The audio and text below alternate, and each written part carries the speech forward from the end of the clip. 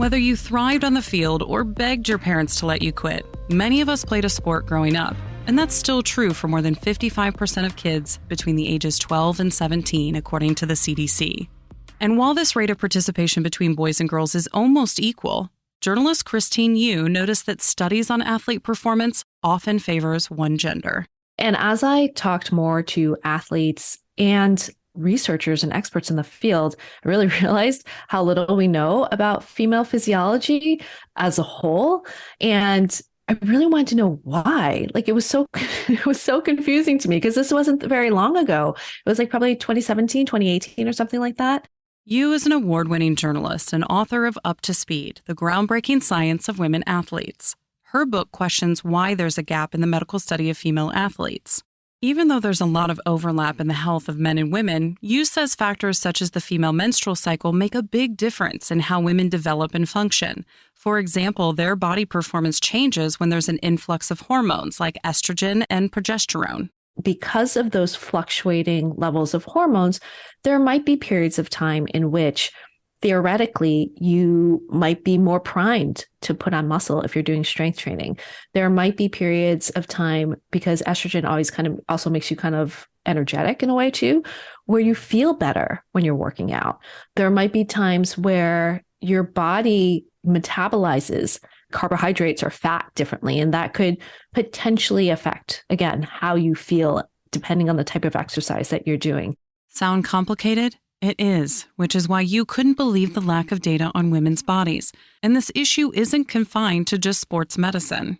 Dr. Nisa Goldberg is a cardiologist and clinical professor of medicine at New York University Grossman School of Medicine. She says that much of the public's knowledge on heart health is based on studies of men. First of all, men were making most of the decisions for most of the research projects. But also, when they would do laboratory studies using rats, they would only use male rats because they would say that they were concerned about the influence that different hormonal changes would have on the research. Well, that's the point. We need to know this information. Otherwise, we're leaving good health care away from 50% of the population. Yu adds that this approach is still upheld by some scientists. When I asked researchers, why aren't you studying women? What's going on here? Most often the answer is that it's because of the menstrual cycle, right? Because as scientists, they want to eliminate any possible variable, right? They're interested in finding, does Y affect X and does that lead to Z, right? And so they need to get rid of anything that could potentially muddy the waters. Fluctuating hormones is something that muddies the waters, right? So it's just easier to study men because you don't have that same hormonal interference. If they did study women, it would be more expensive, take more time. They have to test and, account for where they are in the cycle and how that might affect this. So it's just easier to not include women. This lack of study around women means that many of the recommendations in place today don't factor in how their bodies respond differently to men's. One prime example are the signs of a heart attack. If you immediately think of chest pain or discomfort in the neck or jaw, you're only thinking of the typical signs in men. While women can also have these feelings, they have a much longer list of symptoms. They feel so short of breath, like they've run a marathon, but they haven't really moved at all. They could faint and collapse. The chest discomfort, there's a real thought that the chest discomfort has to occur on the left side, but it can occur anywhere above the waist. And sometimes people have it lower down in their chest. So they easily mistake it as a stomach ailment and try taking antacids or something. But possibly the biggest difference is that Goldberg says women feel mild symptoms about 6 weeks before they have a heart attack. Goldberg has been recognized as a pioneer of women's heart health for decades. She noticed early on in her career that more often than not, women weren't being heard. I remember when I was in my first job, I was asked to do a stress test on a woman who worked at my hospital. She told me the story that she had been to 5 doctors and was told a range of things like, you're stressed out, you need to relax.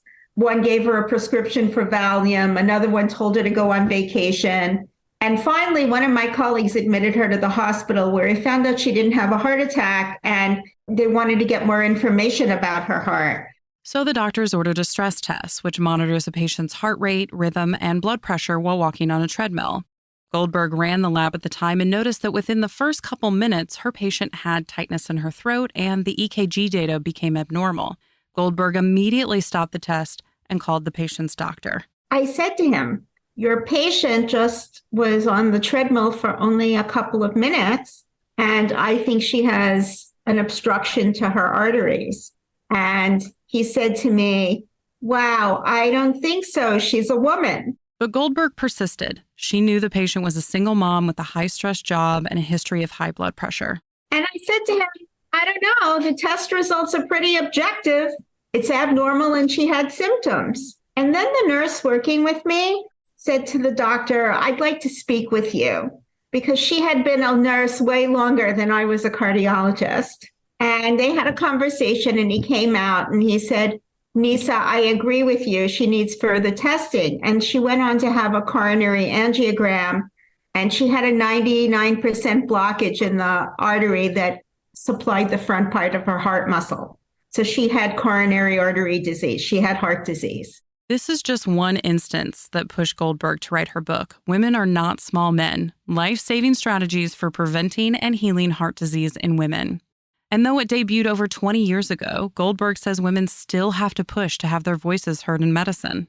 Like the patient, sometimes my voice wasn't being heard at work. And we still continue to have to get people to hear your voice, because women do sound different than men. So when I entitled my book, Women Are Not Small Men, it's because I wanted to call attention that women weren't men at all. And they shouldn't be treated less well than men in the healthcare system. And we need health equity. And we continue to have to raise our voices to make sure women get the healthcare they deserve. Yu adds that this isn't just a problem for adults. This one-sided research appears in many stages in life, even during puberty. So as boys develop and they go through their growth spurt, they get a huge boost of testosterone, right? So that means that they emerge from puberty taller, stronger, more powerful, because they're putting on muscle mass. And that kind of becomes the norm and like what we expect kids and how they develop. It's almost like a stepwise, like linear path up. Like you grow, you get stronger, you get faster, because that's what we see in boys. Whereas when we see in girls, it doesn't quite look like that. Again, because yes, their bodies are growing in height, but we're also adjusting to like widening hips and growing breasts, and our different hormones are fluctuating in different ways. Meaning that their athletic progression looks much different than boys. Instead of a straight path, girls' performance dips and changes throughout their teen years. And so we then think that there's something wrong with the way that teenage girls are progressing athletically. If their progress stalls, like they must be doing something wrong. They need to double down or they need to lose weight, right? Like that's a big one. And so we do a disservice to girls, I think, when we just keep them or think about them in terms of only this one standard. Without proper research, women are left in the dark about their own health risks. Yu says new studies show that girls are more likely to suffer from overuse injuries, burnout, and major injuries like ACL tears. But are these increased risks due to the female body or a lack of preventative research?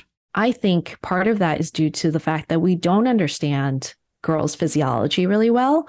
And we also don't really understand what's appropriate for those bodies that are still maturing, right? Because if you think about it, that maturational phase, it's almost like you're blowing glass, right? And you have this like almost molten form that you're trying to get into this adult form. But while you're still blowing and molding it, it's really pliable and fragile and vulnerable, right?